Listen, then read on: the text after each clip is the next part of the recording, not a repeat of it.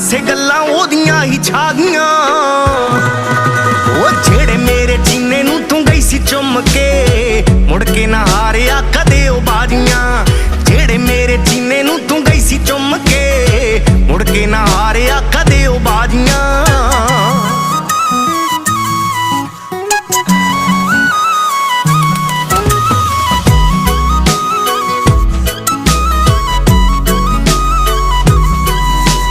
ਉੱਡੇ ਜਦੋਂ ਅੰਬਰਾਂ 'ਚ ਕਰ